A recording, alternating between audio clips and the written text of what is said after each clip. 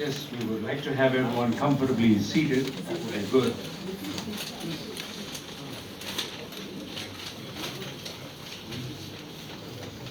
So there is no mystery about this evening, is there?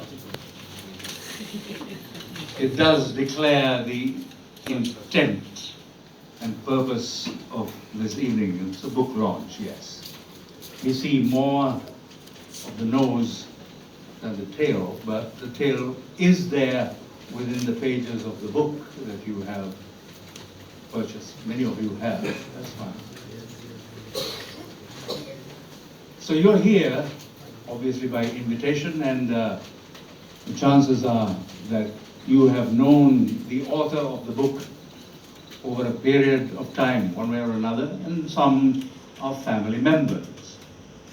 And it is good that you are all here and on time. And when I looked up at the sky, I was also impressed that we have had a visitation by Clement as opposed to inclement. So that's wonderful too, and we feel kind of safe and not too anxious. And pilots must feel the same. So, book launch. We would like to recognize here as a special guest on this occasion, Captain Nihal Jayavikrama, who is a retired senior instructor and examiner and was the chief pilot of the Air Lanka. Remember, there was once Air Lanka. Air Lanka Lockheed TriStars. And Gaff was his deputy. And later Nihal joined Cathay Pacific Airlines and was in Hong Kong as a simulator instructor. So we're very happy that Nihal is here. We might even suggest that if you have mobile devices that are likely to intrude on the comfort of others, now might be the opportune time to have it rendered silent. You don't need to switch it over. Yeah, rendered silent perhaps. So,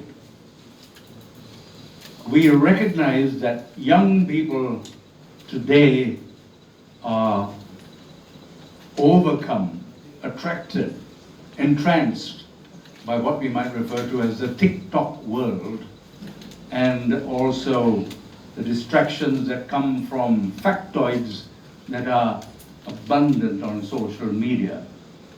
But in our growing up years, and I'm including Gaff in that period, in our growing up years, there was none of that. But we were able to focus on many different things. Those pursuits were almost like adventures. And how can we forget Bigglesworth? Biggles, the fine writing by Captain W.E. Johns. That was part of our growing up reading.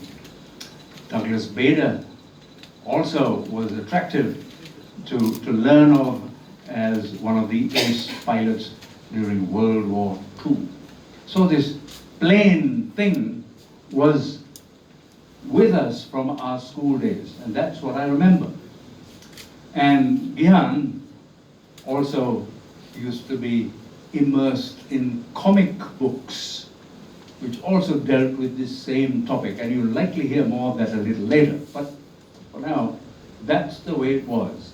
So our imagination ran riot, and in time we were able to transform some of those imaginary things that we were able to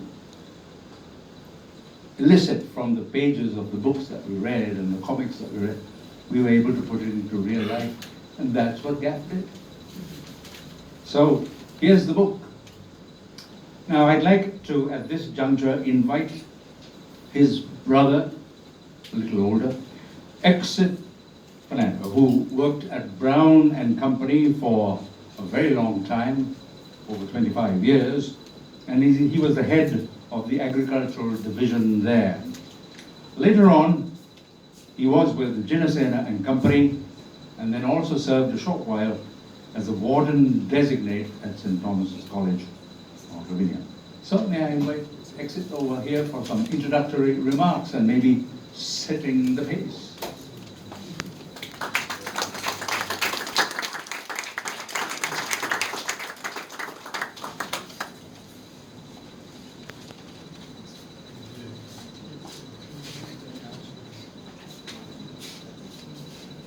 Thank you, Arun.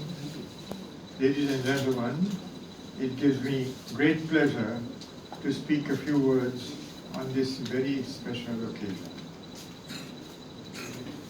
Gihan, thank you very much.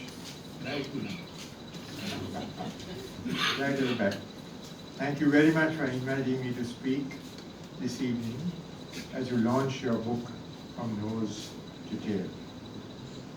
I believe it was our brother Chirananda, Chira to us all, who influenced you in regard to your career. Sadly, Chira is no longer with us now. We lost him a little over a year ago. Looking at all these distinguished friends and colleagues of Gihan who are here this evening, I can see that many were also closely associated with Chira. Chira was very keen to become a pilot from his childhood. And it was our father who gave him all the encouragement, buying aero modeling kits to build model aircrafts, and also buying those tiny engines which enable him to fly those planes that he built. I remember he even built a twin-engined Beechcraft with no plans. He did all the plans at home, and he was able to fly that twin engine. Gihan, as the youngest brother, you were his assistant and helped Chira in all that he did in this field. I believe that this is how your love for aircraft and flying developed. And you also learned much about aircraft. Our father had already agreed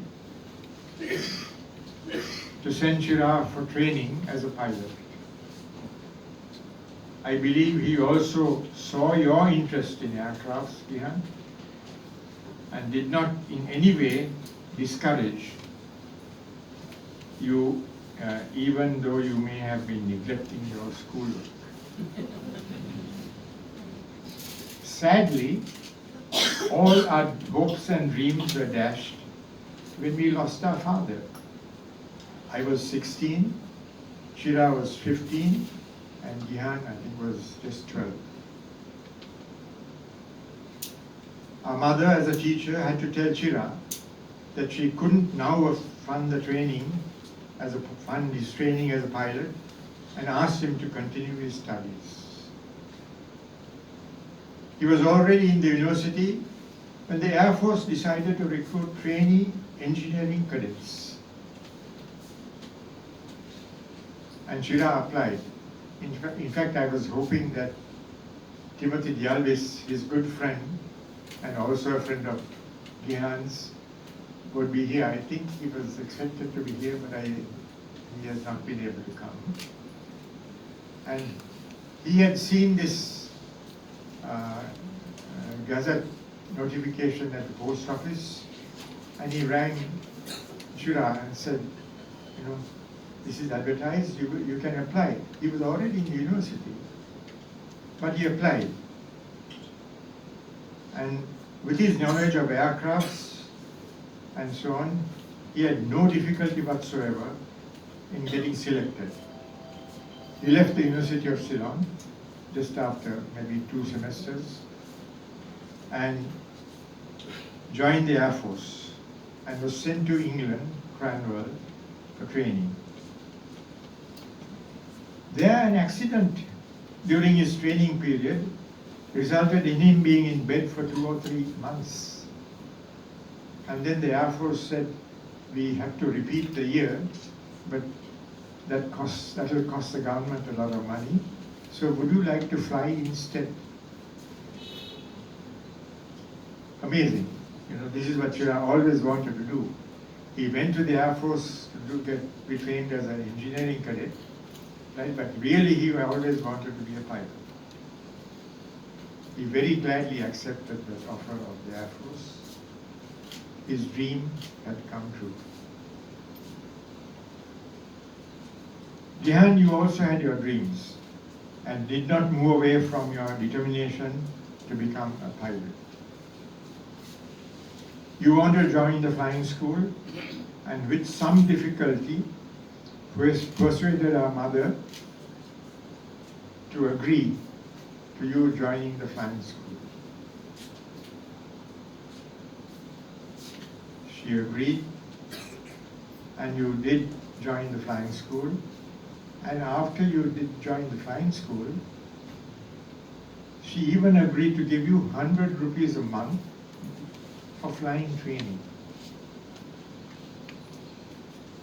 And you managed to do 3 hours of flying for that 100 rupees. Simply amazing. Today, 3 hours of flying would cost maybe over 100,000 rupees. It was a hard struggle for you to acquire the required flying hours to get your private pilot's license. Consequent to the insurrection of 1971, the JVP insurrection, the Air Force established a volunteer Air Force, and you had no difficulty in joining the volunteer Air Force. And you were able to fly aircrafts and got a lot of flying hours, which helped you to become a pilot. Reading a book will give us all an idea of all that you have achieved in your career as a pilot and the contributions you have made to this profession and how much you have assisted young people to develop their careers. Gihan, we wish you well. All the very best to you.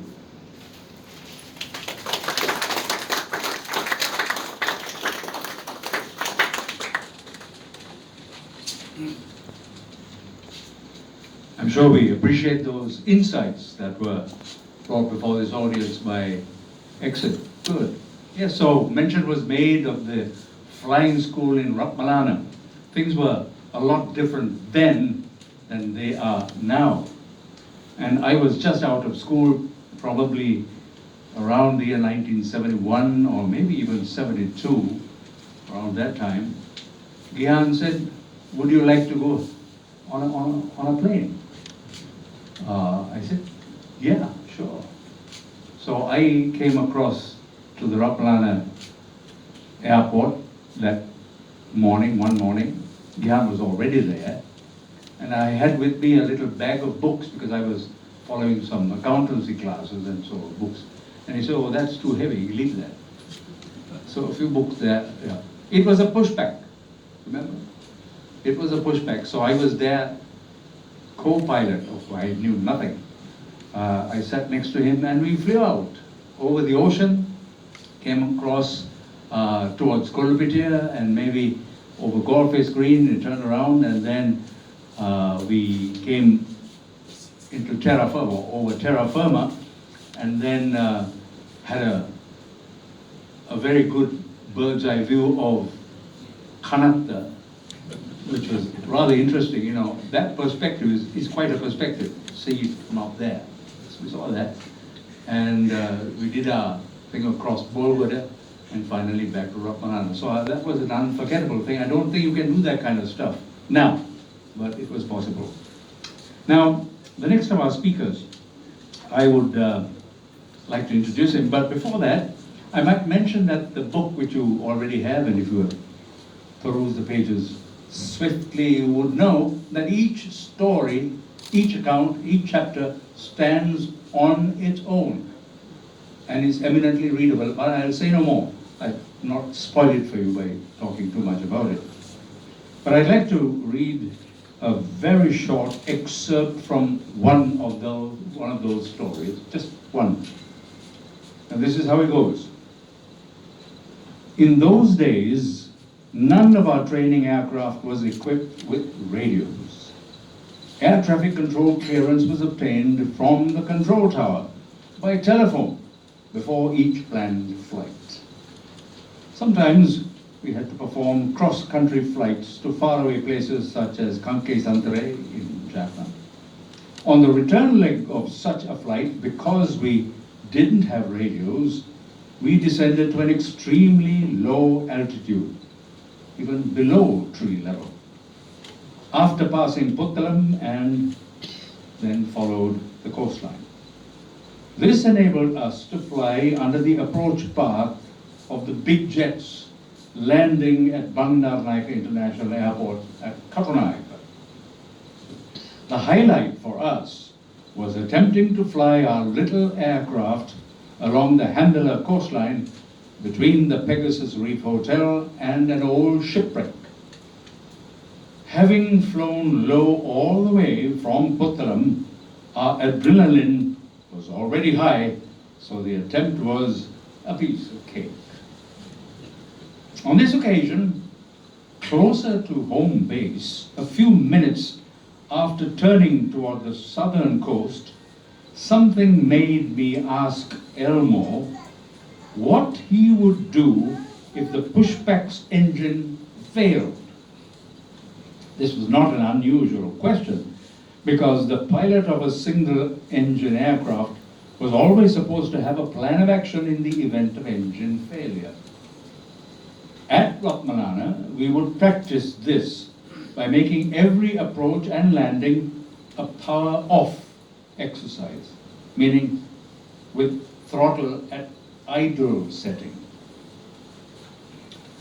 What was unusual, however, was the timing of my question.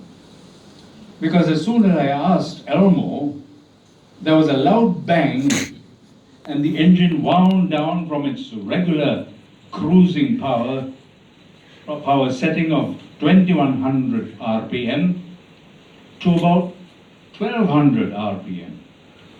Even with the throttle fully open, we could achieve only about 1700 RPM, not enough to keep our aircraft flying straight and level. So we had to initiate a gradual descent. Elmo, as pilot in command, promptly took matters in hand and decided that we couldn't reach Ratmalana. We would therefore take the shortest route to the coast before we ran out of altitude. My job was to look out for suitable fields to land the aircraft in the event of a greater emergency.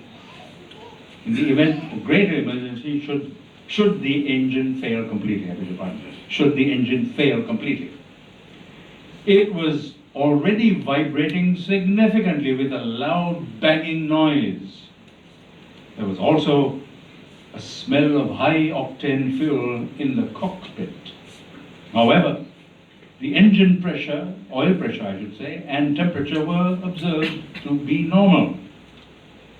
Above this unholy din, I could hear Elmo shout in Sinhala, "Orasan Gyapam Machan, Orasan Gyapam."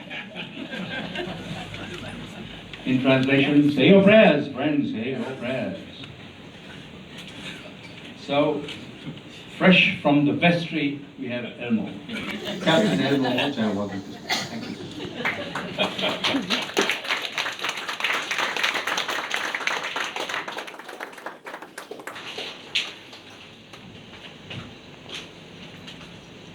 Ladies and gentlemen, my dear friends, an absolute pleasure to be here. Only thing is that when you have somebody like Mr. Arun Das Bandaranaike, who's a master of the English language and its pronunciation, I come from Kurlavel and find it very difficult to match him. So you have to excuse this Oxfordian English that he spoke because he came from the school by the beach, right? And I came a lot more less than what he had. But I'll try my best and tell you. That story is fine. We'll come back to it later about Orasan Gyapam business, right? I was thinking, what shall I come and tell at this wonderful location? Then I realized, whatever I say, I can make a mistake. Because starting from Captain Lucien Ratnayake and Nihal Jayavikram, I can't even see who else is there. all these people know most of these stories. So I'm thinking, oh, what the hell can I talk about? But just to say, since this book talks a lot about Ratmalana, I thought that I should be talking about Ratmalana and the flying school and how we became pilots and where we ended up. Because Jeff and I had parallel careers together. So what I did, what he did, the same year Ron Vijay Singh did, and there were so many others. Milindra Ratnayake, C.N. Nihal, Louis Shundara. I can't see Herbie. Is he here? I know. Right. I would have seen him. No, he stood much taller than the others, so I would have seen him in any case. So Ratmalana, so to come with the story of Ratmalana, there was a school, a big hangar, and there were 2 aeroplanes. And Jeff has collected 100 rupees and flown 3 hours, but it was short by 5 rupees because it was 35 rupees an hour to fly. But we all were like that, penniless students, most of us. Nobody came in cars, nobody had money to go to those fancy places and eat something, nothing like that, but we did have a school. And the school had, at that time, 2 aeroplanes that were flyable. One was a Tiger Moth and the other was an Oster. And early morning, if you come at 6 o'clock, the engineering people, they would put the planes out and they stood there in the sunshine, and those were the things we flew. And inside the hangar, there were other aeroplanes, but they were not flyable. There was Aero 42, a Czechoslovakian aeroplane, and then an unflyable, with some problems, a Chipmunk, 2 Dragon Rapids. And since there were 2 Dragon Rapids, one was cannibalized for the other to fly. So that was what we had in the hangar. But they were not flyable, only the Tiger Moth and Oster was able for us to go. So we came, put our name down, and waited. Because the instructors sometimes were not there. Because they were not full-time instructors, they were Air Ceylon pilots. So if they were off, on a day they would come, and then we could get a ride. Most of the days, we walked all the way from the top of the road to the flying school in the hot sun.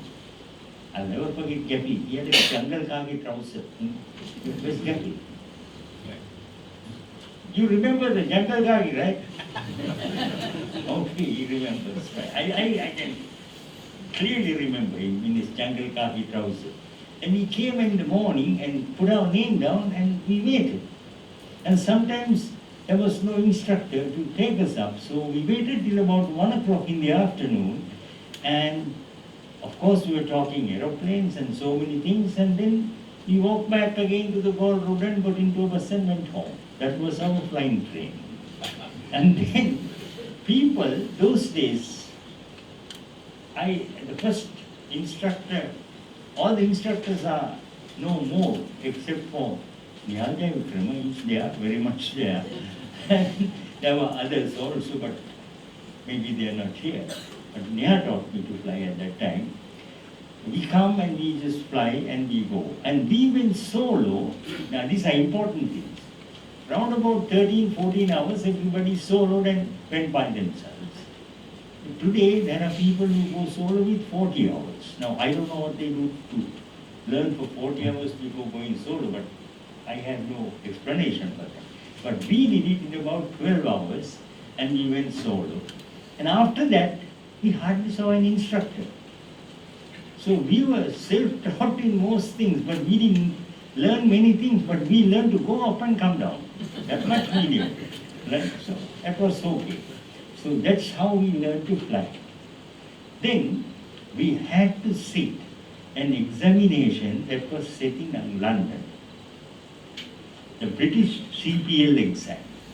That's a bit of a problem because our English wasn't at St. Thomas College English. Most of us had problems on that side also. But we managed for one reason. there was one man called Mr. Roy Dennis, who was a mentor and a teacher. He was an ex-navigator. And in all my aviation and wherever I learned or wherever I taught, I have never seen anybody who was as good as Mr. Roy Dennis. And I'm sure, starting from Captain Lushan, Nihal, all the people who flew in Ratmalana, they would always remember Mr. Roy Dennis as the best all-round teacher that we ever had. So we were okay, we could sit the British exam and get a license. So now I want to tell you about flying time, flying things. As Arun said, we had to go and call the tower and say, can I take a flight south of the airfield for half an hour? Said, okay, so we went.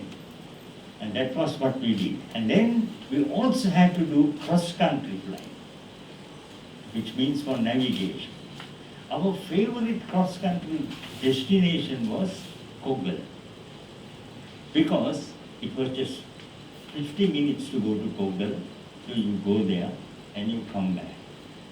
So we came, put the name down, got the aeroplane, called him and said, I am going to Koggala. My name is Elmo Jayawardena. He says, okay, go at 3,000 feet and come back. So we take off and go. Of course, we had to submit a flight plan. Now, if you're driving a car from Ratmalana to Putlam, you mark your route, Nikambo, Chilau, then Putlam and put the times, like that.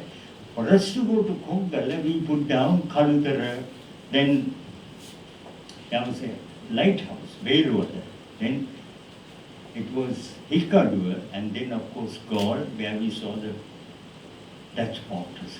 So that was our flight plan. But it was all good on planning. But the moment we took off, it was so difficult in that one aeroplane, the Tiger Moth had no hood. So you can't open a map and do anything. I know Hiranjan Bijli had a map open and a map flew off. So he after, I think after Christopher Columbus, the only man who didn't know which side to go. So he had to fly, no map, but he did. We were so lucky, blessed, because our cross country was up to Koggala. So what did we do? Here was a clear blue sea on one side, with a big golden strip in the middle and the green trees on the other side. So what flight plan, what anything, we just flew over the coast. You can't miss it. And we went all the way down to Gaul, and when we saw the Gaul fortress, we eased off to the left, went past Unawatuna with Rumesal on one side, and there was the Koggala Lake. And by the side of the Koggala Lake was just a black patch, tarred area. Now the airport was that, Koggala Airport. When I say airport, you must be thinking, okay, passengers are coming, taxis are there, ice cream store. There was nothing like that. Udana tibuna me Murakareke podi gaya. Aramakkarene miniyekke tiyawata. Murakare. He was the only occupant at the airport. And his job was nothing to do with aeroplanes. His job was to chain the cattle that came to the airport. So we coming to land on this Tiger Moth or the Oyster, and then our mentor, Roy Dennis, he had taught us well. He used to say, boy, don't go and just land like a bat out of hell. That was his English, right? Much better than you are. Then he would say, boy, you must have a look-see. So we also came and we didn't land, we took a look-see and turned back. Of course, that whatever he saw, he would have looked at us, but that's about all, and we landed. And that's how we flew over cross country. So after that, again we came back on the same route, right over the water, no map, nothing, but you can't miss it, no? The sea, the land, and the beautiful golden strip all the way to Ratmalana. But there was another little problem. We didn't have radios, right? So we had no radios. We couldn't tell the tower we are coming. But the tower had to warn us whether the airport was clear to land or not. So what they did was, if there was an aircraft coming to land at Ratmalan at that time, and mind you, there would have been maybe 3 aircrafts coming for the whole morning. But the moment the tower man got a radio call from somebody that he's coming to Ratmalan, he put on a beacon light on. That light went like that. Big beacon, daytime you can see it. So we coming from Koggala, coming to Moratuwa, we are looking for the beacon. If the beacon is on, our instructions have been to go and wait somewhere over Bolgoda. When the beacon is off, you come back to land. And as the beacon went off, we again came, remembering Mr. Royde's look-see business, come over there to look-see, tower man also sees you, and we came and landed. Little things. We only landed in the grass. And one of the aeroplanes, the Tiger Moth, there are many who flew the Tiger Moth. There are 2 wheels, beautiful, but at the rear, there was no wheel. There was just the iron jutting out, covered by a leather. It was called a tail skid. Yeah, am I right? Tail skid, right? So that drags on the ground and stops the aeroplane. There are no brakes. So if you come too fast and if that doesn't stop you, there's nothing to stop you from going into the drain. So that was how we landed. And then we went back home and took our logbooks and said, cross country to Koggala and back. So whoever the British people or whatever it is, they thought, my God, these guys are great guys. I mean, how many cross countries they have gone? They really don't know. We have no idea what it is. But by and by, we collected ours. And I remember Gappy very well. And then when we collected our hours, we passed our exams, and we had the absolute pleasure of getting a commercial pilot's license. That's how we got our licenses. And at that time, I think it cost about 10,000 rupees to get a flying license. Yeah, am I right, Lucian? Somewhere there? Right? 10,000, I think so. Right. Today it costs minimum 16 million. So we were very, very lucky to fly for 10,000 rupees, and today people are paying 16 million. That's the minimum, right? Some schools take 21 million to create a pilot, and that also no job after that. You have to find a job also. So we were very lucky with that kind of teacher we had, kind of aeroplanes we flew, and absolute fun-filled time we had, mostly flying by ourselves, right? We became pilots. So Gaff and me and all of us here flew 2 propeller aeroplanes out of Ratmalana, either Dakota or Avro. Then went on to jets, then on to the bigger jets, and then all of us from that group flew across continents, flew across oceans, and joined the fraternity of real commercial professional airline pilots.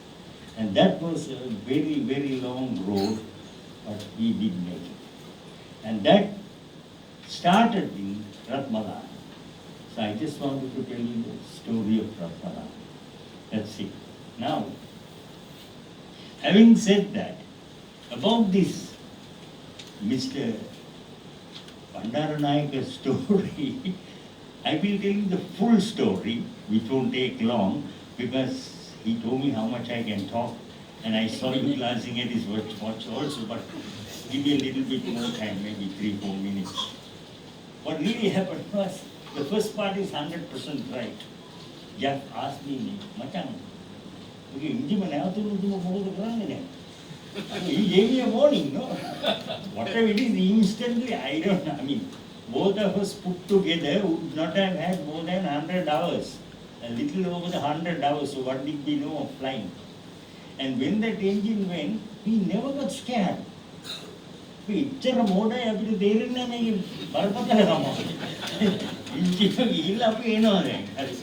was a different place. We were going from Ratnapura to Gaul, you remember now. So that is the time I told Gap, ඒ ගැෆියෝ. ඔබ එළිය බලන් හිටපන්. හැම වෙලාවෙම කුඹරක් දිහා බලන් හිටපන්. මේක මොන හරි වුණොත් එහෙම මම ටක්කලා නිවනවා. දන්නේ නැහැ නේ එහාට එක. ඔබ මට කියපන් අන්නතට ඵලයන් කියලා. Pardon my language, I know my wife is going to scold me on the way back. That's not how we talk at a distinguished place. But these are pilots here, me. Come on, they understand the language. So Gaffy was looking out and waiting. So I am hoping and praying and going. And then he's saying, Madam, that is past. There's another one in front. I mean, when I think of it, we did CRM and all that in big jets, planning all those things. And the two of us had no hours even. By fear or whatever, අපේ මෝඩකමට තමයි අපි එන්නේ හිතුවේ.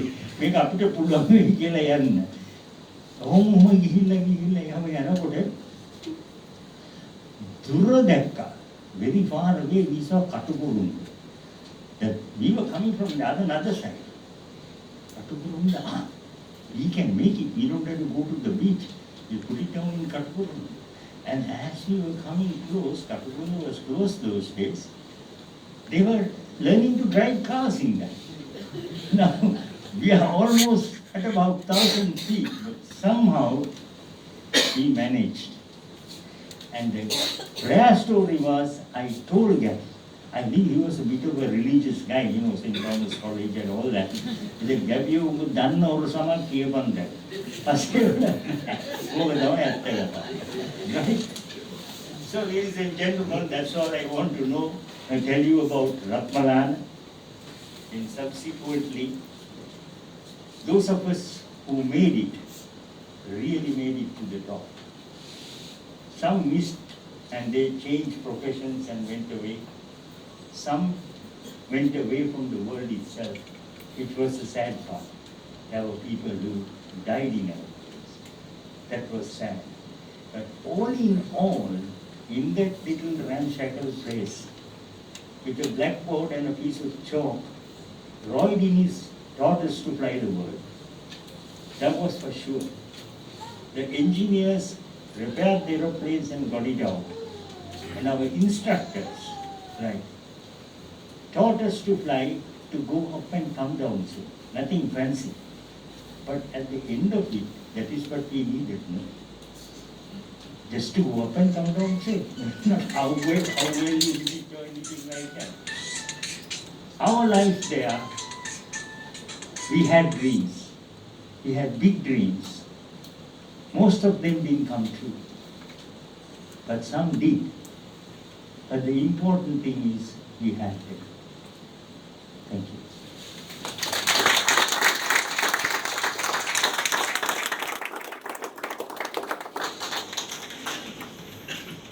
Elmo has provided us much delight Thank you. in those reminiscences and accounts that centered on Ratmalan. Now we appreciate what it might have been. There's an adage or a phrase that Gaff, I remember, taught me or told me in my conversations with him when we were young people. And that was, and you might agree with this, gas in the tank is something in the bank, is that? Money in the bank. Gas in the tank is money in the bank. I thought that was a nice little phrase to remember. So while flying, conservation of what you have is also part of the discipline, isn't it? So I'm going to invite Rochelle at this time, Rochelle, to come over to the lectern, and she has selected one of the stories from the book, and so that you can follow along, but you will have an idea, if you don't already, the kind of style that Gaff has employed. Rochelle.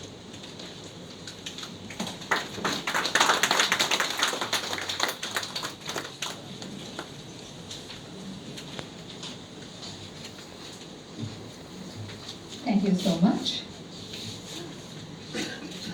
Well, as Mr. Bandaranaike already mentioned, this book by Captain Gihan Fernando has stories for every person, even a person like myself who doesn't know anything about flying. This one is called a funny thing happened to me at work. If anyone is following along, this is page number 300 from the book. We were departing London Heathrow that evening on a direct flight to Singapore.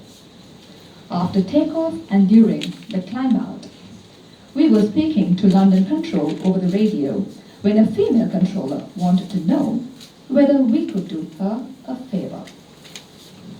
Usually, such trivial conversations take place on a discretionary frequency, but not in this case.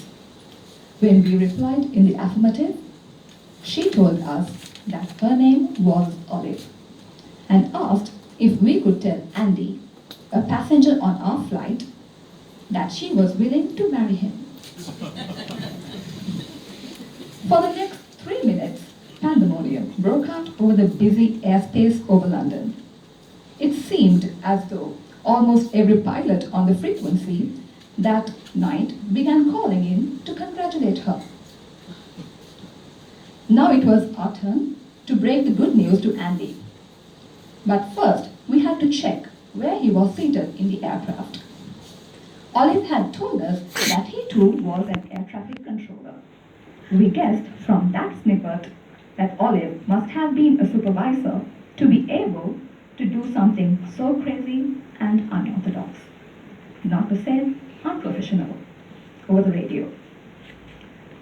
After posting the passenger manifest and locating Andy, we told our cabin supervisor to get the champagne ready.